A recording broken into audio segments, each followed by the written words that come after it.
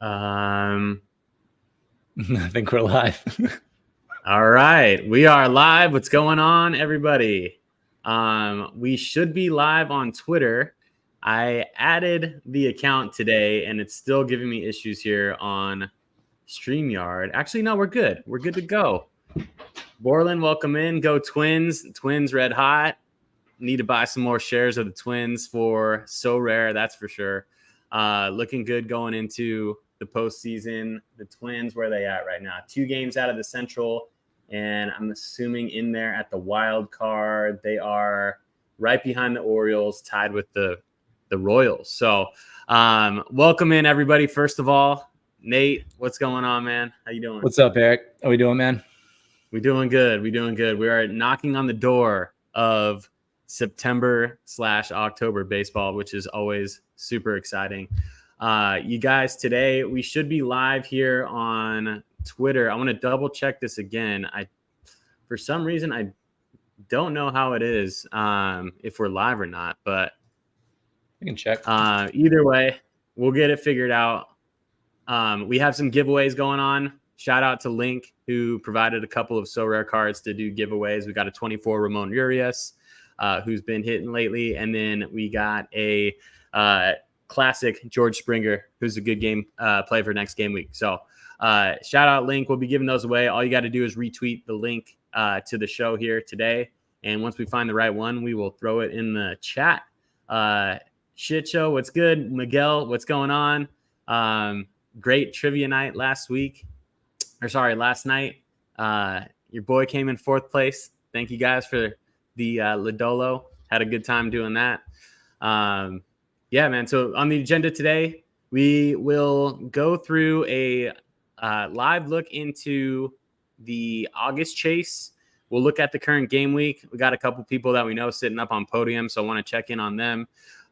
We'll start to talk about the August chase prize structure and potentially prioritizing champ from the very beginning, or from further weeks here on out. Somewhat of a market crash. What's going on? What we're buying now? That's on the agenda. Saw a Nolan Arenado 24 go for 78 cents and made me sick to my stomach yesterday. So I texted Nate right away and we're like, what's going on here? I was like, is this guy cold? Is he injured? And absolutely not cold and absolutely not injured. So we got some stuff to talk about on that end. Would love all of your input on that in the chat. So feel free to pipe in whenever you want. We'll pull some stuff. We'll have some combos here. We're going to talk about some year-over-year strategy stuff next season, classic, going into in-season limited, hold versus sell in playoffs, and then some early thoughts on the postseason formats to wrap it up. Did I miss anything, Nate? No, it sounds pretty good. I just tried to have us go live on Twitter, and it's still given the same need a premium account. So I'm not sure. You added it to your personal? I did. I added it today. They didn't verify me yet. They said that could take up to 5 days. But I don't know if that would really necessarily matter. I think that only has to do with the blue check mark. So we'll see. That's all right. We can go without it. It might be. How are we looking now? Are we live there? Let me see here. Let's try one more time. Yeah, we could always go without it. We'll be back next time. You guys, the next episode is September 12th. So we're live again 3 weeks from now for the September special, this being the August special. So what do we got going on in the chats? Ooh, good game week if tonight goes right. We got a lot of stuff going on in the Discord, lots of people playing well. It's about that time of year, I think, where the competition is thinning out just a little bit. Do you feel that way, Nate? I never know what to think. 1 week, I think I know what the hell I'm doing on this game, and the next week, I have no clue whatsoever. I put one lineup that's prioritized, and some other lineup gets a top 10 finish. So don't ask me. I don't know what's going on. There we go. Yeah, no kidding, man. Yeah, I think I have a nice Philly stack compiling about, 42 points right now. for a lineup. So yeah, my Philly stack with Harper, Turner, and Schwarber having a combined 3 points. I also have Jarren Duran with 73 points and Jake McCarthy with 48. So nailed half that lineup. yeah, there we go. Well, if you're playing the Phillies, you're going to be unique these days. We can say that at least. Yeah, that's for sure. Decent matchup next game week for the lefties in the Phillies lineup. But again, Harper could not be colder right now. Schwarber has been a roller coaster. Turner was great for 3 games last week and is back to being cold. So I don't know. It's been a good series. It's been a good series. Split 1-1. It's a tight game right now, but as far as offense goes, a lot to be desired there. Yeah, no doubt.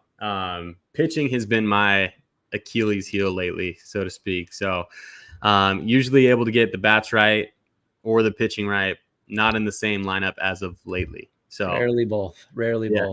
There we go. So who we got here? Need weekly shows next year. No promises, but we would love to, man. We love getting on here on stream and talking with you guys for sure. Kyle, little bro, what's going on? Hey, brother. Love you, man. Love you. Blake Snell, 100%. Looking like, Nate's a Blake Snell hater over here. He was he made me eat my words so fast. Dude, after that, he had a dominant performance 2 games after he started talking smack. Yeah, he had a no-hitter. And my whole argument was that he never goes 6 innings, or he never gets out of this, or never goes 7 innings, I should say, and then he throws a no-hitter. No, we're in for a wild August or a wild September, man. There is we'll pull up the standings in a second, but geez, man, it is gonna turn out pretty interesting here come postseason time. So we'll take a look at the standings in a second. We got a call out shirt.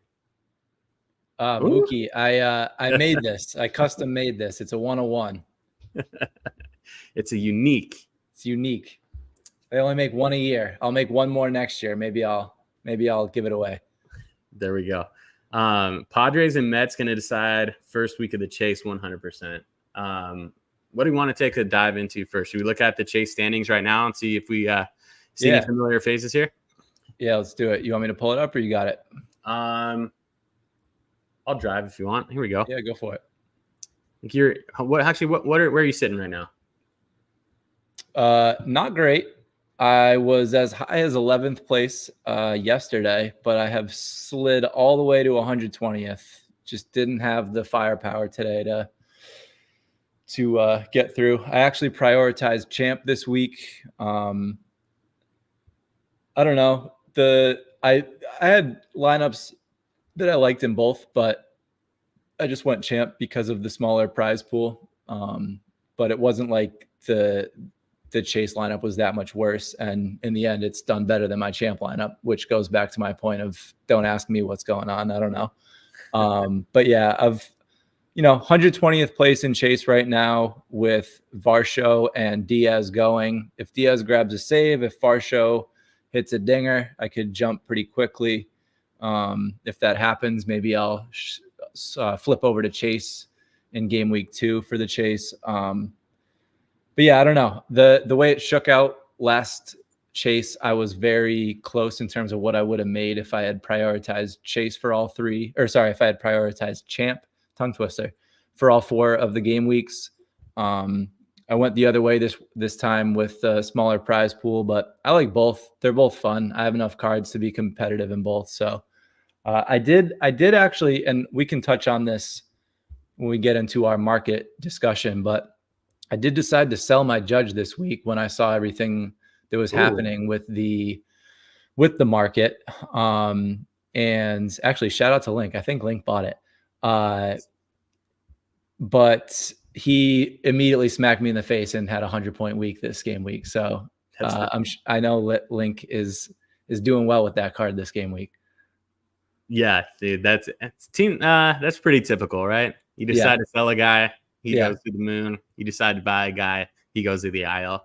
Yeah. He won me a few bucks. It was a free loan. I'll take it. He'll take that. He'll take that all day. I mean, stuff like that starts to make sense when you come to strategizing, especially with the discounts that we got and have earned throughout the entire season, the 25% credit. So that's the kind of stuff that we're going to be looking at a lot next year, and kind of our talk later on in the show will kind of be along those lines. But lots of different strategies you could take about it. But it definitely helps when you win a big one early, I think, is going to be the main theme of it. But I digress. We'll get back into that in a little bit. Let's take a look at the chase so far.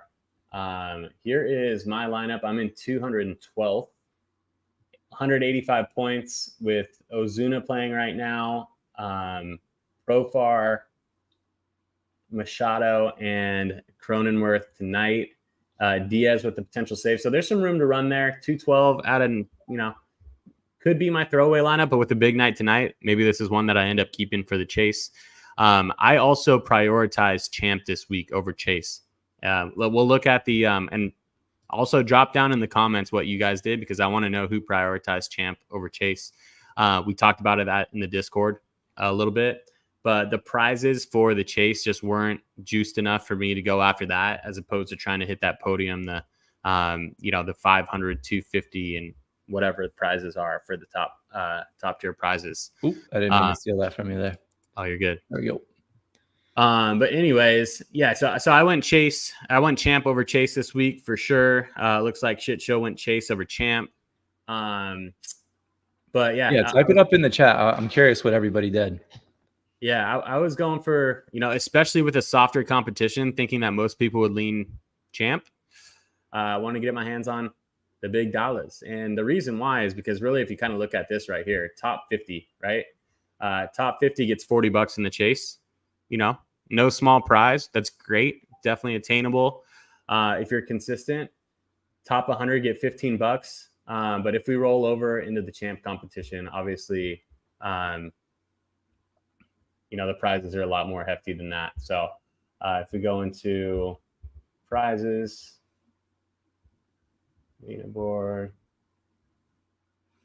the top prize, $500. Let me see here. Top 100 get $5. Top 60, basically. Yeah, you'd have to win. It kind of pencils out. You'd have to win 4 times in a row to get that $40. It's honestly, it's very comparable when you have the $2,000 top prize. Like, it's very similar. The differentiator is if you do well in chase with 3 game weeks that were all pretty good versus if you had one monster week. If you have one monster week, you might end up wishing that was in Champ. But that's the risk that you take. I think that it's really fun that you have to decide.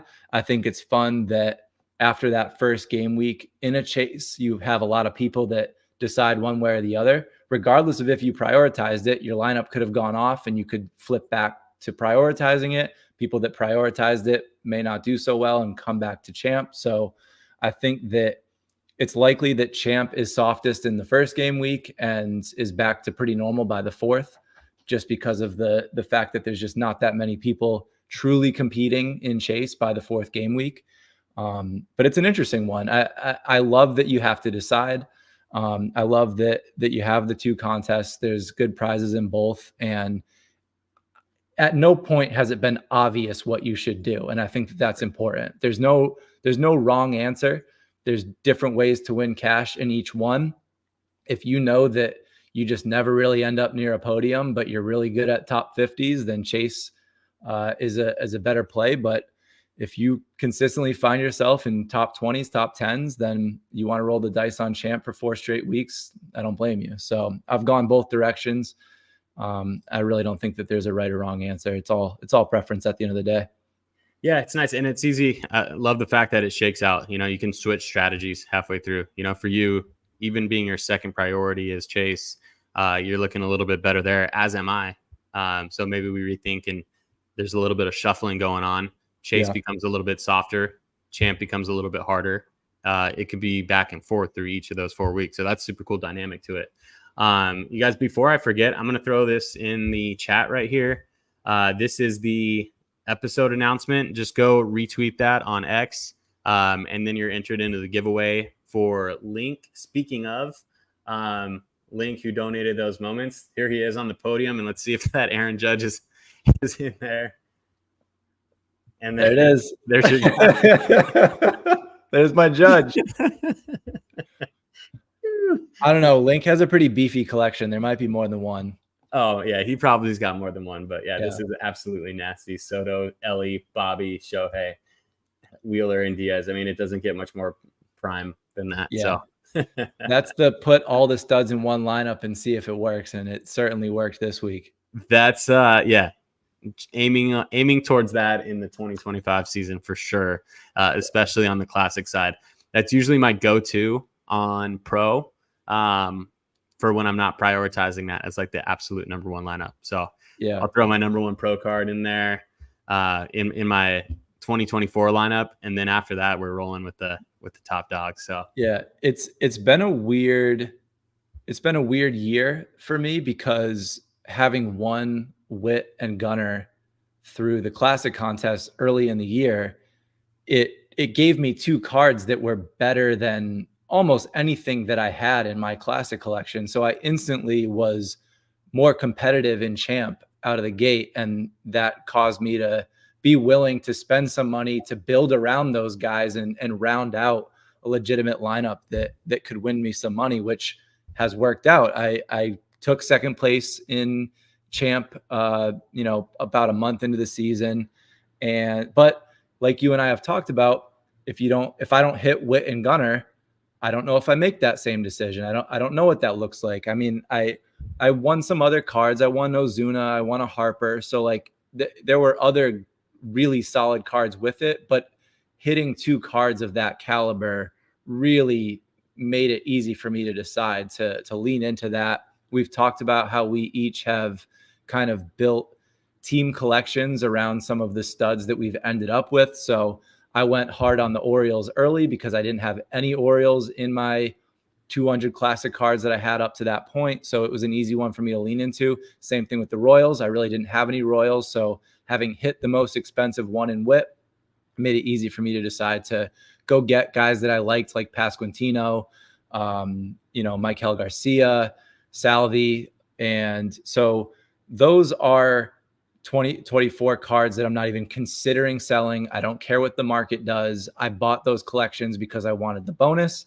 and I want to just lock those into my collection and I'll just use them for years to come. The reason that I sold Judge is that I just didn't really have anything built around it. And I realized that if I was going to invest in a card like Judge, which I fully intend to do at some point, I don't know when, whether it's later this year, off season, next year, I want to build that team collection around it because to me personally, if I have a card of that caliber, I want to max it out. So at least a 4% team bonus, if not 5. In a few more days, I'll have the full 5% on my Orioles. So that Gunner, I'm just fully invested in it. And I'll do the same for the Royals by the end of this year. But you and I both have kind of leaned in that direction where if we have big players that we're investing as a forever hold, then we may as well max them out with at least a good 4% on that bonus. So that's just my personal opinion. There's no right or wrong way to do it. We've talked about it a lot before. Those bonuses don't really matter if you're in 30th place, but they definitely matter if you're fighting for a podium, because if you have all the cards that allowed you to climb to the top of a leaderboard, so do the other people around you. And then at that point, who has more percentage on a Judge? Who has more percentage on a Witt? Who boosted the right card, right? So those things matter when you're fighting for those top 3 spots. They don't matter so much when you're in a top 30. They matter, but it's not the same. I mean, when you come down to it, I mean, things like Chase too, that's going to matter over the course of a 4-week game week period. Absolutely. It tacks on every single time. So it's not just one contest that you're looking at, but it can make or break you going into one next tier over the span of 4 game weeks. That ends up being huge. Local says, especially at the limited level, that's the way to do it. Definitely harder to do on the rare, super rare tiers, but on the limited level for sure. I've loved doing it, and it doesn't cost a ton at all. I mean, one of the things that I like to talk about, I mean, that I'm kind of looking at right now, and Nate, I know you're kind of doing the same thing too, but you can always pick up the cheaper cards to get just the points, and then, get the used card on the classic in the offseason. So if you, for instance, in your case, if you did want that Judge, but you didn't want to pay up for Soto right now, you could have held the Judge, started buying $1 cards, and then add the studs later on. So I'm still waiting on, TBD what I'm going to do once I know that I have that 4 to the 5% bonus without having to buy every single card in the collection. Like, once I can get enough 40 pointers on there, I'm going to be looking at certain guys next year. Maybe I do buy Miguel Garcia this year. Maybe I do buy Reagans this year, but I don't have to, Right. Especially me for especially on rookies too, because rookies still pack a heavy punch when it comes to points.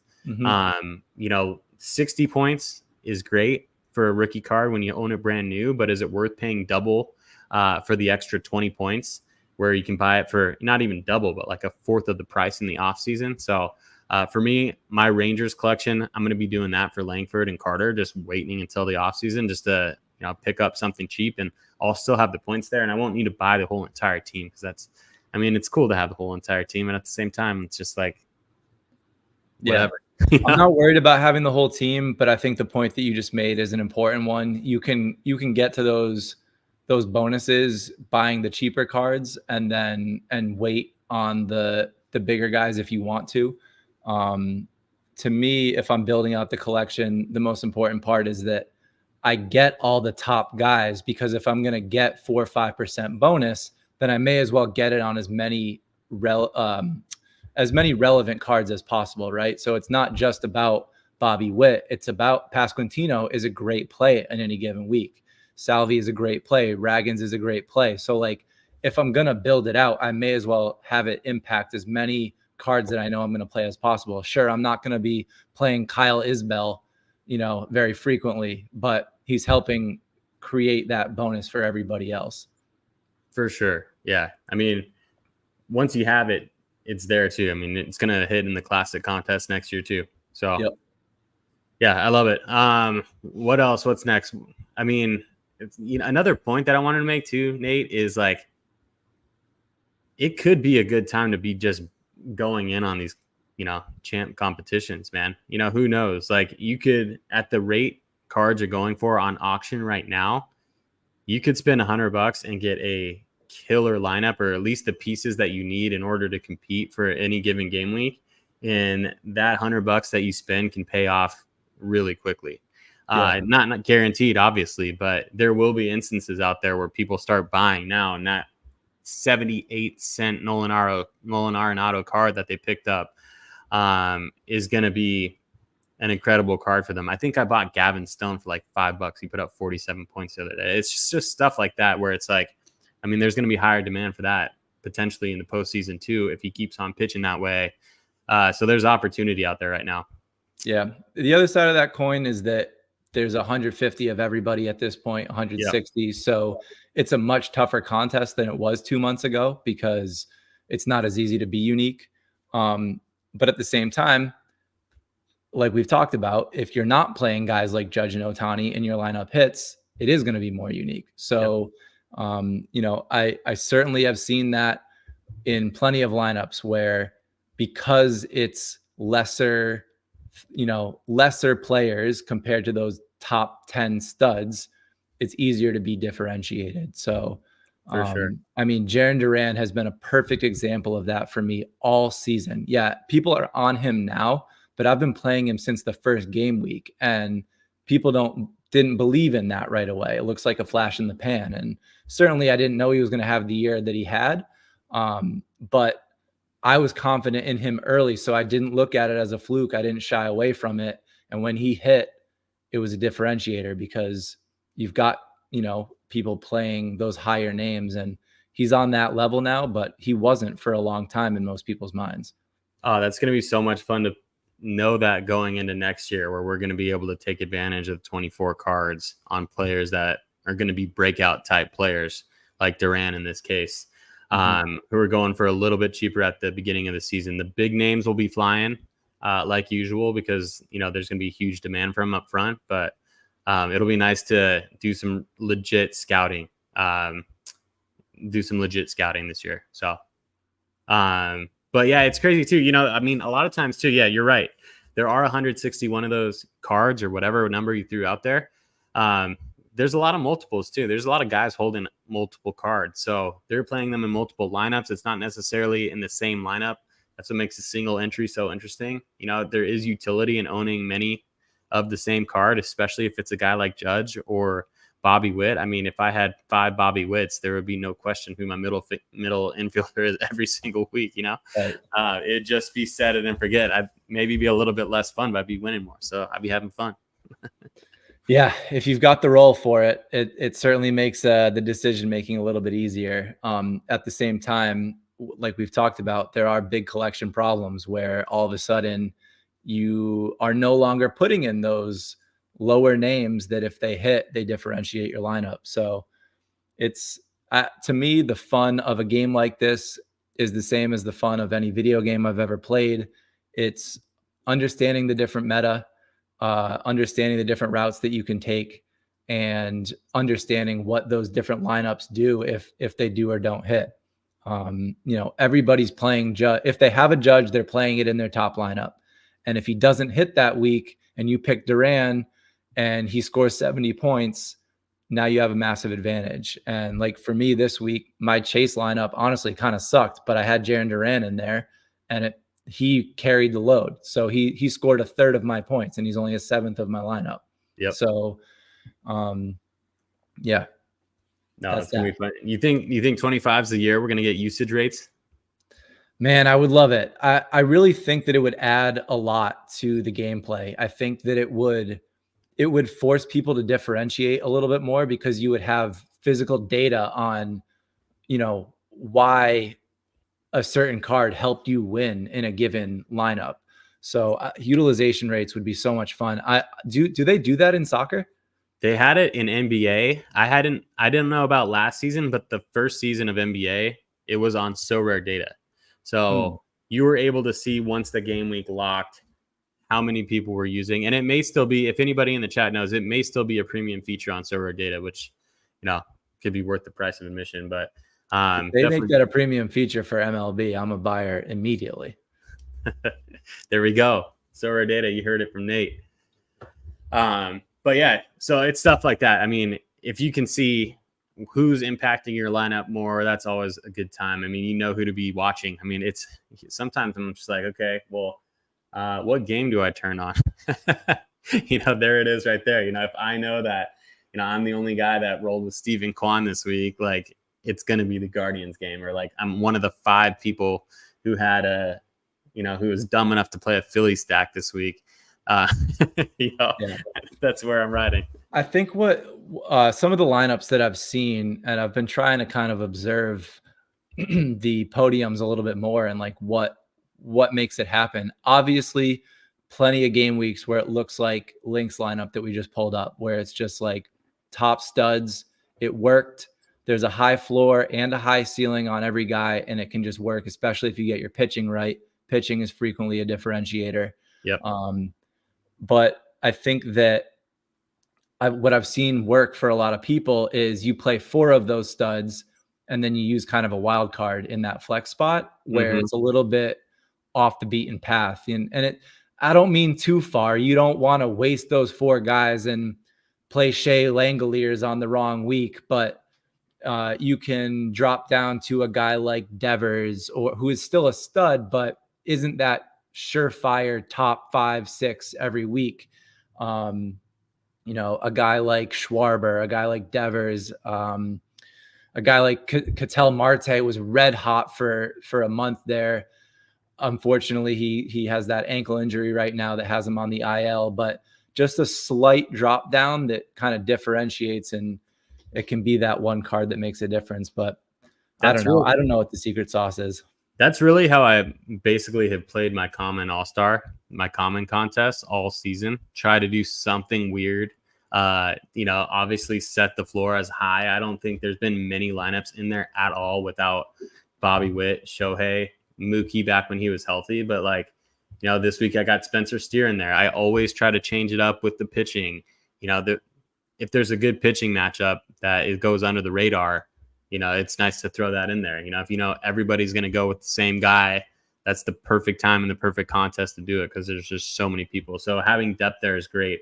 I think it can also be a differentiator too when you're trying to decide for or against a stack and how big of a stack. So if you want to go, just 2 guys, 3 guys, 4 guys, right? Knowing that, oftentimes it's just one player who could make the difference. Right now, I'm looking at Yainer Diaz putting up a 50 spot. And I paired him with Jordan and Altuve, who were, Altuve had a hot game week last week. Jordan's been decent, but Yainer's carrying that right now. So Jake McCarthy is another one. Red hot right now. Perfect. Back-to-back big weeks. I played him in 3 lineups this week. 2 of them were the wrong lineups, but that's the kind of guy that changes things. There's not a whole lot of people playing Jake McCarthy in a priority lineup. If you got the stones to play Bader, or, when he's hot, or when he's about to heat up, or if you're on, the fact that, somebody is turning the corner from going from cold to hot. I mean, I think one of the perfect players that has done the best for me in that specific scenario is Teoscar. He's a scary guy to play, but he goes bananas when he does well, and it's really hot, really cold. It's like a roller coaster with that guy, but dude, he has been in a ton of winning lineups for me. No joke. So if you see a guy, Burger's a good one too, local for sure. Yeah, Burger, perfect example. If you see a guy that heats up for just a few games and you're willing to bet on that before everybody else, everybody else is waiting to see that it's real, and you go for it. Sometimes you got to be you have to be early for that to really pay off. And that's when you get that lower utilization. I mean, another example right now, another great example in there is when the superstars get really cold and you're the one dude who wants to play them. It's been a long time since Harper's been hot, or Schwarber, but when you time that right and you stay consistent with it, you're going to be pissed off when you didn't play that stack when they put up 90. Yep. So play it somewhere, even if it's in Sandlot, right? Yeah. Yeah, I think that at the end of the day, the beauty of having as many contests as there are to enter, assuming you don't have 5 Judge, 5 Witt, 5 Ellie, put all your top guys in a lineup, but then do different things in other lineups and see if something works.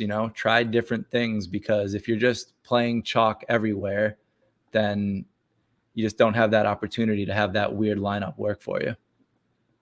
No doubt. What's next? Should we look you want to look into the standings real quick as we go into the last full month of the season, see where we're at, and then yeah, let's do it. Perfect. See how our postseason predictions are doing, man, and there are some interesting ones going up, man. I mean, the teams that we talked about on our predictions episode are looking pretty dang good, man. I mean, the Padres are on fire. The Royals are hanging in there. At the top of the East right now are the Yankees, with the Orioles a game back, and the Sox hanging in there. Yeah, they just flipped yesterday, I think. Yep. That's going to be a fun rivalry to watch as the season plays out. Rivalry, I won't call it a rivalry. The Sox is a real rivalry, but we got the Guardians and the Twins and the NKC all separated by 2 games. So, but it was 7 games when I called it. Just saying. There we go. I would Royals love making a run. That'd be super fun to see, because that was one of the teams that just started off hot and everyone just expected them to fizzle out. Not that I'm rooting for the Royals, because they are in direct conflict with the Red Sox making the playoffs, but I don't know. I like the Royals. Yeah. I mean, they're a fun team. The Astros, goodness, man, 5-game lead now. Yeah, maybe we all expected it, but we're starting to doubt it. They are looking pretty good there. Mariners 5 games back, and the Rangers just never brought it together, man. Crazy to see that and how that unraveled this year. The defending World Series champs, but solid group of players. Hopefully they come back strong next season, but they're toast. RIP. Yep. The wild card, both wild card chases are pretty exciting right now. The Rays are they're a little too far back, but anything could happen with those 4 teams in the AL, especially Twins, Royals, and Sox. Twins and Royals both have a real legitimate shot at winning their division. And then in the NL, you've got the Mets and the Giants and even the Cardinals, the Cubs. I mean, like it's tight. There's still plenty of baseball left. A nice little 8-2 run for any team could make a big difference. So a lot of baseball left to be played. Diamondbacks look good though. 5 teams within 6 games of that last wild card spot. The Padres and Diamondbacks holding on to that lead pretty nicely right there. But I mean, Atlanta and New York, that's been the turn of the tides too. I mean, geez, man, the injuries have been ridiculous, dude. The pitching injuries, these guys that got traded, they're already on the IL, man. It's just unfortunate, man. You'd love to see a season where there aren't so many injuries and things just play out how they're supposed to, with fully healthy rosters, but that's pretty much impossible. So, what do we got in the NL? So the Phillies, they're on the downslide, but they still got a 7-game lead, so should be good there. Braves, they'll be okay. They've got Ranger Suarez coming back. Hopefully that makes a difference, and Harper can't stay ice cold forever, so they should turn it around. But boy, it's been a bit of a skid, no doubt. The Mets are still streaky too. I mean, I feel like they're catching fire and then they cool down, catch fire and then they cool down. It's their last, sounds about right. Their last 10, they're 5-5. So, but they're a scary team too. If they get hot, they are hot. So, Braves. So who, as far as your 2024 collection goes, looking ahead at the postseason chase that we inevitably have coming up, who are the team? Like for me last year, I went big on the Rangers from the first game week. Seager, Semien, Adolis, all that, and it just worked for me all year. And it was the reason that I took second place in the All-Star chase. Without that, I don't have the depth. Like, let's say the Braves win the World Series last year, like I don't have a shot. So who are your horses in your 2024 collection that if they make a run and go to the World Series, that you'll have a legit shot at doing something in the playoff chase? I hate to say it, but it's the Dodgers set. Shohei, I had to build around it. And, as their pitching starts to come together, I basically have everybody in the 24. I'm going to have to do, it really is going to depend on what the playoff chase situation looks like. Are they going to require 6-1? Are they going to do a separate classic one, which they should? What's that going to look like, which we don't know yet. But I basically have half of the Dodger collection in 24s and half of it in 22s. So it's going to look nice. Maybe I make some trades. I mean, I've thought about buying a current year Mookie just so I could have him as, a middle infielder instead. Mm-hmm. That'd be great. But it's nice to have the ability to pick the hot bats in the matchups.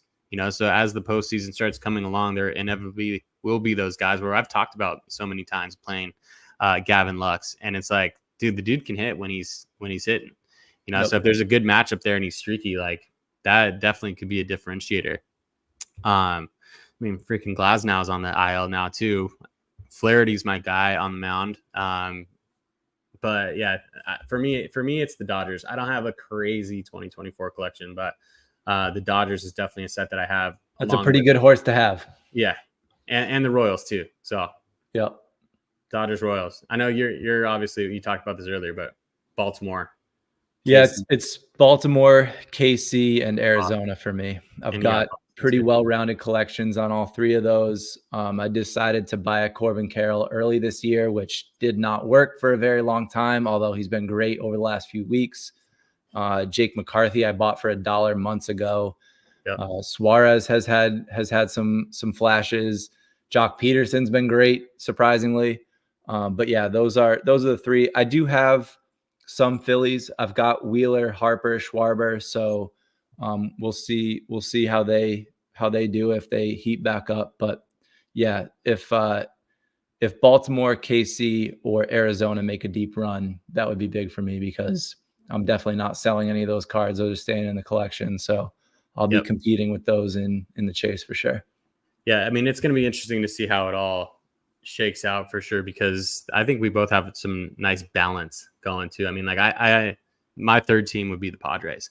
So the Padres, I have invested a little bit in. I have Manny, I have, Cronenworth, Kim, a couple other guys in the classic ends.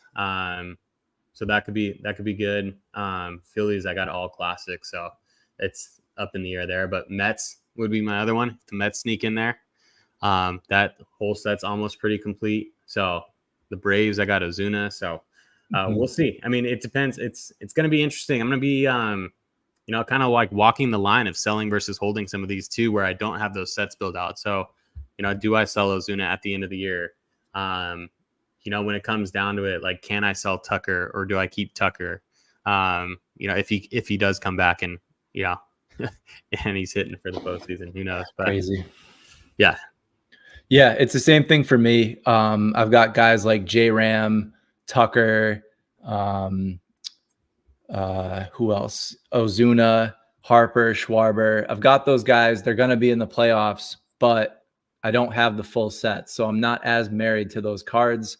Whereas the Orioles, the Royals, the Diamondbacks, I'm not selling any of those. So I'll be riding those hard, and we'll have to make the decision on play or sell on some of those guys that aren't attached to collections that are locked in forever.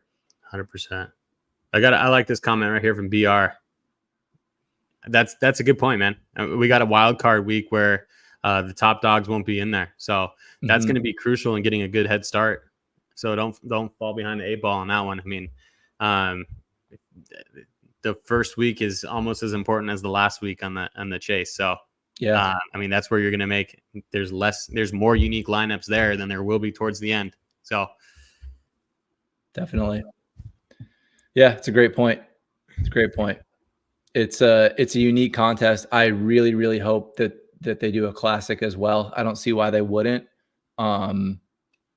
But it would be pretty disappointing if they didn't. I hope that they run them in parallel. Should. Yeah, I not too worried about it. I would say that it just depends on what the prizes come down to, right? I mean, I wonder what's going to be on the line for both of those. So yeah, I mean, that is the fun of the cash prizes with the in-season cards, right? So last year, like I said, I was fortunate enough to do really well in the All-Star chase, came in second place, got the Juan Soto ball, but I also got a playoff Yordan card, which was cool, but it's the very end of the year. That 5% in-season bonus is worthless because it's just going to fall off.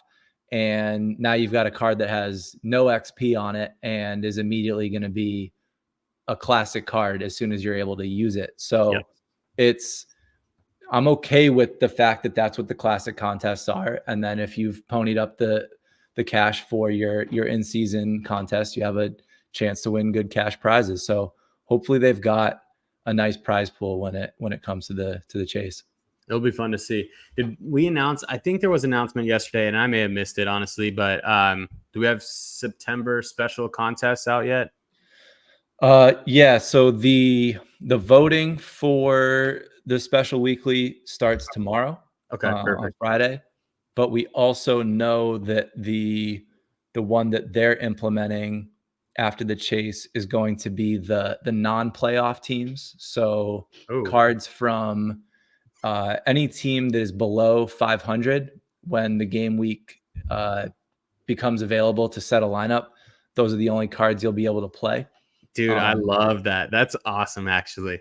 Yeah, it's a cool concept. I saw some conversation in the Nifty Discord around the possibility that they could have done something similar to the Field Generals contest, where you just gave a massive bonus to the sub 500 teams, but still allowed for the non-sub sub 500, which I like that design, but I also see why Sorare is doing what they're doing. It is a business at the end of the day. The non-playoff teams have taken the biggest dip of anyone. You take a guy like Corey Seager, for example, not having the best year, but he's having a solid last month here. He put up 44 points this game week or something to that effect. Oh, he's been ripping. Yeah, but his cards are been $20, $25 right now because the Rangers aren't going to the playoffs. So Right. that's the difference. And so a card of similar caliber on a team that is going to the playoffs is probably going for double right now, and rightfully so. But it's a cool makeup. I don't think that I have a whole lot to compete with in that, because my focus is always on teams that I think are going to go to the playoffs, because I've got my eyes set on that chase. So I think it's cool that they implemented something that kind of rewards some smaller collections, right? If you are operating your collection and your contests on a smaller budget, it's a lot easier to get guys, cherry pick those stars off of lesser teams because they're cheaper. And this is going to be a special weekly for you. So I like it. I don't think it's bad. I think it's a fun one. Yeah, off the rip. I mean, so ineligible for that right now as we speak: the Rockies, the Pirates, the Reds, the Cubs, the Cards, the Marlins, the Angels, the A's, the Rangers, the Mariners are right at 500. Of course, the White Sox. Oh my gosh, I didn't even realize how bad. Dude, it's so bad. So bad. And the Tigers. But I mean, so, and then also the Blue Jays. I mean, but like there's so many cards in there that are worthy of having, that are going to be fun to play with. There's still people ripping it with, the Vladdy cards for 24, of course. So if you built your collection based on, guys that you want to hold long term, and this just happens to be the year that you got them, great. Like I love that. Definitely. That'll be fun. That will be fun.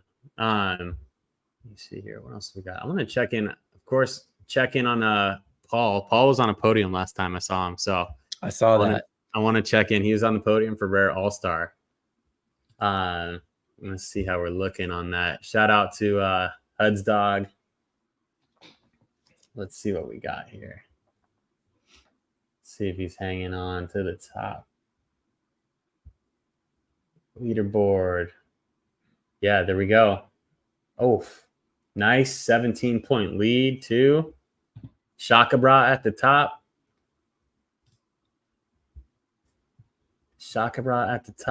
Who's in second? And that one, Red Bees, and then Boston's Finest. Get it, Paul. Get it. Burns I had a real shot at making my first big splash in Rare All-Star this week. I'm currently in 95th place, so unless Machado and Cronenworth go off tonight, I'll have a modest finish. But I had Duran in there instead of Machado until the final moments, and I'd be a full 50-something points ahead right now of where I currently am. But I'm going to make a splash with my Moneyball lineups. I bet on the Diamondbacks 2 months ago. I picked up a rare Jock, Suarez, McCarthy, because I already had Carroll, Marte, etc., and it's working right now. Jock got me 49, McCarthy got me 53. Unfortunately, my $5 Shea Langoliers only got me 5 points. But yeah, if Machado and Cronenworth can each hit a bomb tonight, I could get my first T3. There we go. T3. Let's make that happen. That's how fun is that contest, man? I love that contest. It's great it's great to have both of those cards mixed in there. I wish there were a couple more mixed contests like that. That'd be super fun.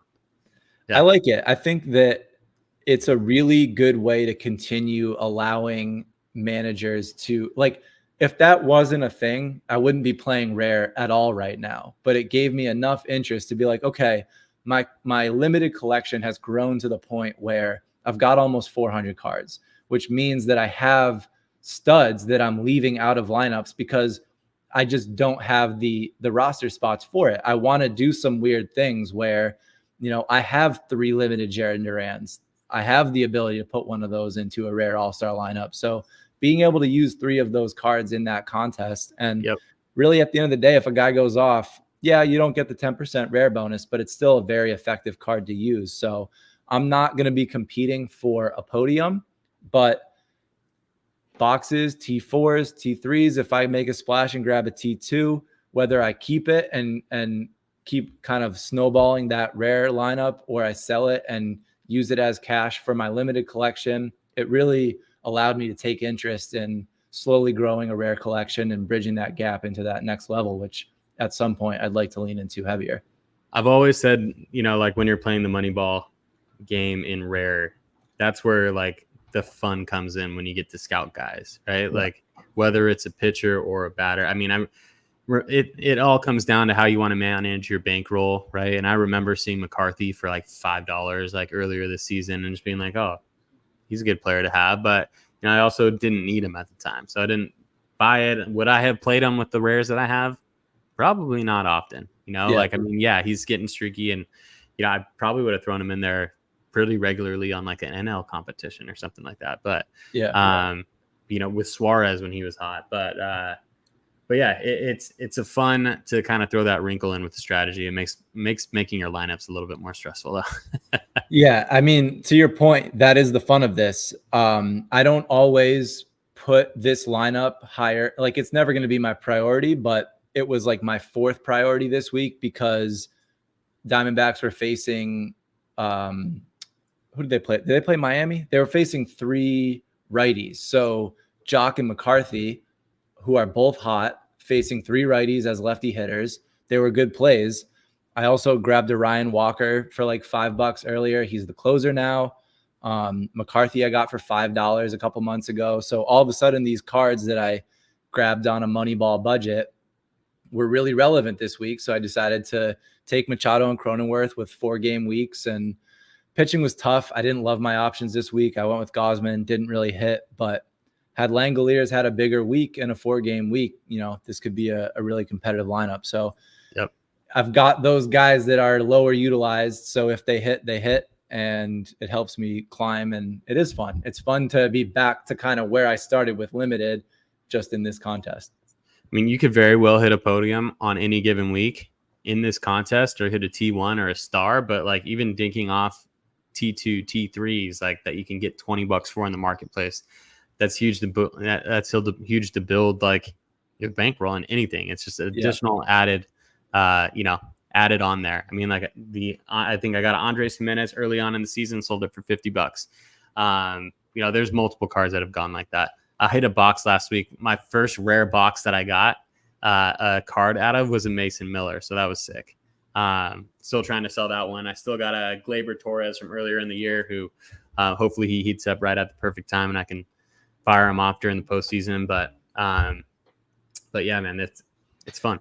I have such a hard time selling cards that I got super cheap. Like McCarthy, I got for $5. I could sell him for 30 right now, but it's kind of like I have such a small rare collection as it is that for the $5 investment, I think I just hold him, and I've got my Diamondbacks. I did pull a Matt Chapman from a box, and I decided to sell that, but I kind of built this around having the Diamondbacks so that if there was a good week to play them, they would all be good to play together. Obviously, you got to play the lefty-righty matchups as well, and I've added a little bit since then. I bought Ryan Walker and Rogers from the Giants because they were just high-volume relievers. Walker, I got lucky, and he turned into the closer. I picked up Langoliers for $5 a couple weeks ago because I just like him, and $5 felt like a good value. And then this past week, What was that? He's young. Yeah, I like him. And then young guys that can rake, just that have great advanced metrics, who see the ball well. Yep. Who put good contact on it. That's who you buy for $5. I also put my money where my mouth is a little bit further on Cedon Rafaela, and made my first like real buy this week. Love it. So yeah, love this card. Love the multi-eligibility. One that I'll hold for a long time. So that's the first like real buy that I've made on the rare level. So happy to have that. Snagged it for 35, had credits, so 25 out of pocket.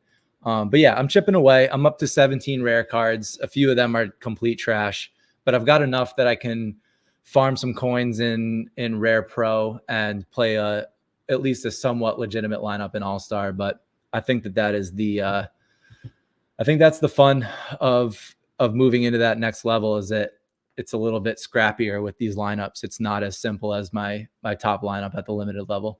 I love it. Super fun. Yeah, you can go that way, or you can go a premium too. set the same lineup every week, Yep. Do a fantasy baseball style. It's going to hit at some point. Hopefully the cards that you invest in will return you. So for sure. Either way, love it, man. Good stuff. I knew you were going to be playing rare this year. I said that. Yeah, you called it in our last episode last year. You did. Nice, man. We got anything else? How are we looking like on time? You guys got anything in the chat? Feel free to throw it in. I think we're pretty much wrapped up here with the show, but if you guys want to talk about anything else in specific, are you doing the giveaway live, or are you doing it after the fact? I'll do it after the fact. Let me see here. No, we'll do it live. Why not? We'll do it live. Doing it live. Let me see here. Let me give everybody one more chance to throw the little retweet on there. Only got 3 so far, so 2 of those 3. I hate to leave somebody out there. Friggin' thing sucks. Yeah. Love it, dude. BR, you're a new face, man. Welcome in. Good to see you here. Join us. Such a funny clip, dude. I love it. Join us in the Discord. It's one of the best clips ever. It's so good. Freaking thing sucks. Oh my gosh. But yeah, retweet that. I threw the link in the chat there. Retweet that, and we'll do the giveaway to Link. Thanks again, Link. You the man. We got another retweet on it. Let me see here. Let's see who all retweeted this. Okay, here we go. 1, 2, 3, 4, 5. All right, perfect. Should we do a number randomizer? Yeah. All right, let's give them 10 more seconds here. Do we have anything else before ending it here? Guys, our next episode is September 12th, Thursday, September 12th. So we'll be live, and then we'll by the time that rolls around, we'll have our plan together for the postseason too. So we're excited to do at least an episode. Yep. One at least during the postseason. So much fun. We're working on our new branding too. I know we teased that we are merging Talking Candy and Nifty Sports. We've got a logo in the works. I've got some. Let's give a little teaser here. Got a logo in the works. Got some music in the works. Going to create some visual assets. Going to have some fun with it.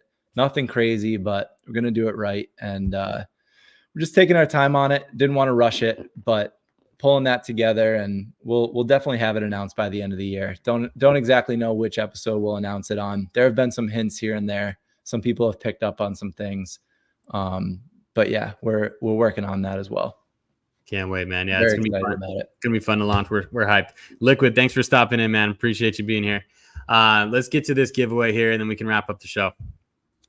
Hey, Jake, what's up? Liquid Sports Cards is Jake Baker, good buddy of mine. We were at VCon last week, and he has started his own card shop. He's been in the framing business for a long time, and he's based in Cincinnati, but he just over the last week is fully transitioning his framing shop into a card shop. So if anybody's in Cincinnati, check out Liquid Sports Cards. Jake is an awesome guy, honest guy, loves the card game. Yeah, give him a shout. Epic. I may have some questions for Jake. So I've been meaning to get a nice piece for a little while here. I need some advice on it. I know a lot of guys in the chat or in the Discord know what they're talking about when it comes to the cardboard. So yeah. I know there's no shortage of people in the community if you're looking to go through that route, but definitely be hitting you up, Jake. All right. Let me see here. I just did a number randomizer, and we're going to do this super easy. Let's see here. Let me share my screen. All right. So users who have reposted: the Jimp, Canadian, Mookie, Miguel, Hunter, shout outs. Thank you, boys. We have a number randomizer coming on board here. And I'm just going to go from the top to the bottom. Jimps 1, 2, 3, 4, and 5. We'll go 1 through 5. We'll hit the thing exactly 2 times. And then those two get the cards. The first one will be Ramon Urias 2024. Next one will be a classic Springer. It's a 23. Number 2, Canadian. Nice. There we go. Congrats. Let me see here. Is that BR? Is it the same picture? I can't tell. I think that is BR. I'll follow both of you guys, actually. I don't know why I'm not following Mookie. Congratulations. I will send you that over. Shoot me a DM with your gallery name, and I'll get that over in an offer for you. Again. Oh, there we go. Moneyball projections. Let's go. You know what that is. Okay, we know you. We know you, brother. Everybody's got so many different usernames. Moneyball's new to the stream, though. Moneyball hasn't popped in the stream. Maybe once or twice, but all right, Moneyball, you get the Urias. And then the next one we'll go to is, I think you won it again, but I'll hit it again. 3. Right under you. So Mookie. Moneyball and Mookie. I know how to find you guys. So Mookie gets the George Springer. Love it. Thanks, Link, for those. And yeah. Yes, thank you, Link. Awesome episode. You got anything else? No, man. Interested to see if Sorare slows the minting on the auctions. I don't know if they will. I think that it's in a weird place right now. I don't love what I'm seeing. It does create some buying opportunities. Obviously, we expected it to see a crash, but I hope they slow the auctions a little bit. But really excited for what we have coming up with some of these special weeklies, the playoff chase, and a lot of good baseball left. This is the best time of year, man. Playoff baseball, football's coming, Premier League's back on. I love this time of year. 2 weeks to the day, NFL kickoff. Let's go. 2 weeks from now. Who's the opening game? I think it's the Chiefs and Ravens. I don't know. But either way, man, NFL kickoff 2 weeks from today. We got postseason. We got NBA tip coming up for all you Sorare NBA guys out there. That's going to be a fun time. But yeah, it's a great time of year, man. We're stepping into the fall. Best time for sports if you're a sports fan. So for sure. All right. Thank you to everybody in the chat for stopping by. Thank you for everyone watching after the fact. Thank you for sharing our stuff on Twitter, liking the post on YouTube, liking everything that we got. We'll be back here live on September 12th. That's a Thursday at the same time, 5 Pacific, 8 Eastern, 12 a.m. GMT for you European viewers out there. Join the Discord if you're not in there already. We'll see you guys later. Go Sox.